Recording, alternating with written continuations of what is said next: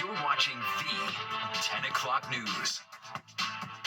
A massive food recall growing tonight involving nearly 12 million pounds of ready-to-eat meat and poultry products. And get this, not only was the food shipped to stores, but schools as well. Fox 5's Sharon Crowley, live in the newsroom with the listeria concerns. Sharon. Yeah, that's right, Steve. There is a lot of concern. Some schools in the area already issuing warnings to students. I'm told by doctors that listeria can be more harmful in people who are immunocompromised.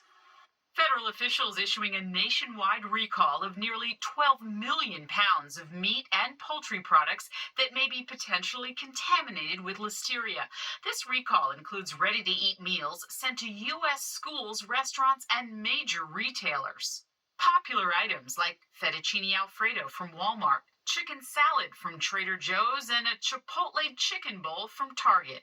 It's a bacteria that can survive in cold temperatures. That's why sometimes with deli meats that are refrigerated or frozen, you're not going to get rid of the bacteria. Contaminated meat may have also been delivered to some schools in this area in Brooklyn, Staten Island, the Bronx, Newark, and Jersey City.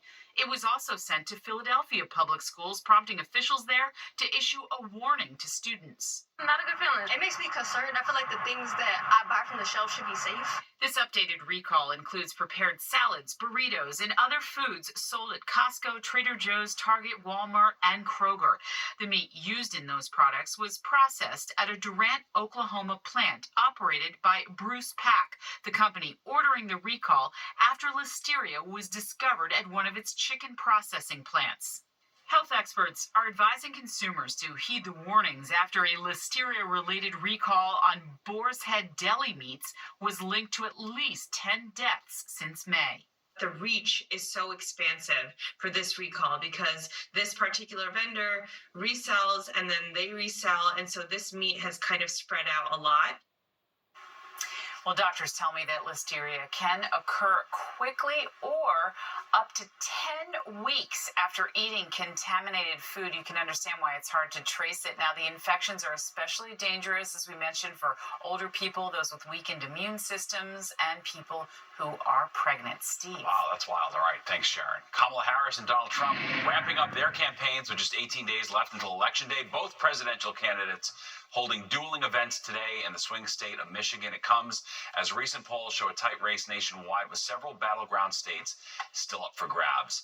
Hamas confirming tonight its leader Yahya Sinwar was killed by Israeli forces earlier this week. They also said no release of hostages until there is a ceasefire deal and Israeli troops are withdrawn from Gaza. President Biden telling world leaders in Berlin today that this week's events will make it harder to negotiate a deal, and Israel's military activated additional troops to support the fighting in Lebanon.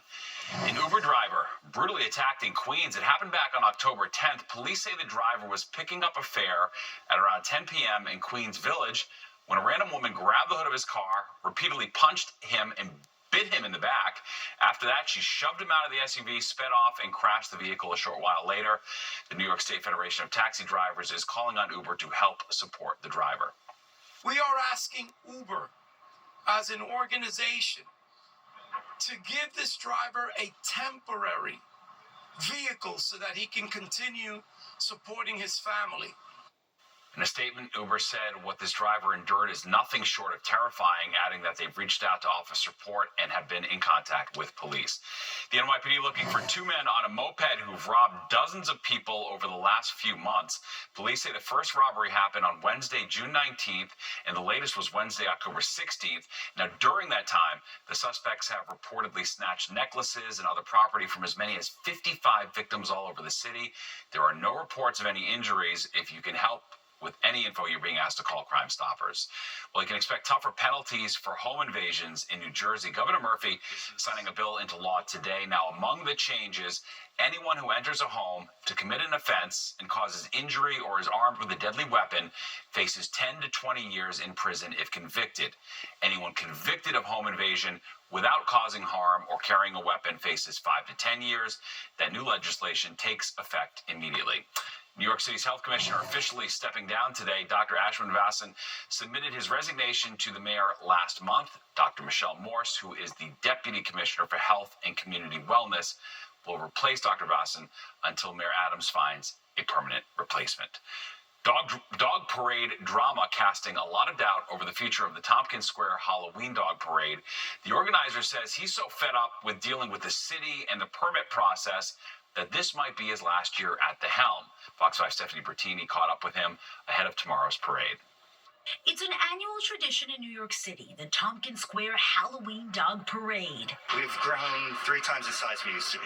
The organizer behind it all for the past several years, Joseph Bordoon, says this is his last year. I'll help whoever wants to lead this and let them know how I did it, but I don't want to be the one to sign the policies anymore. The East Village tradition, known well amongst locals and those who come from across the 5 boroughs and beyond, is about to mark its 34th year tomorrow. In the past, the parade would end with a big gathering in Tompkins Square Park, including a costume contest. Expect things to look different tomorrow. A different route will be on Avenue A this year, starting at 13th Street, working down to 7th Street.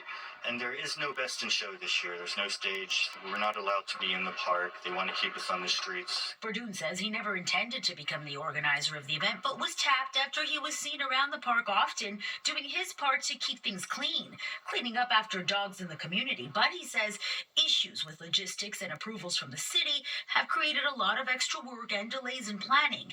And that, he says, includes this year. Everything's last minute. We actually just finished our walkthrough for the parade tomorrow. Bordoon, who lives in the community, says he would hate to see the tradition disappear next year, but he hopes instead to attend and participate with his dog, Biscuit. I can't do it anymore. It's a job within itself. Even though the future of the event hangs in the balance, once again this year the event is expected to attract hundreds of pets and their owners. It will all start at 1 p.m. tomorrow. Stephanie Bertini, Fox 5 News. I love that poodle doodle strapped to his back. All right, well, a quick WNBA update. Liberty falling to the Lynx in a buzzer beater, 82-80. Now it is on to Game 5 on Sunday with the series tied 2-2. And the winner takes all in the next game. Well, still coming up tonight, Lou's going to go back to your weekend forecast, which is looking pretty darn good. On Fox 5, brought to you by Morgan & Morgan. All law firms are not the same. There's only one Morgan & Morgan.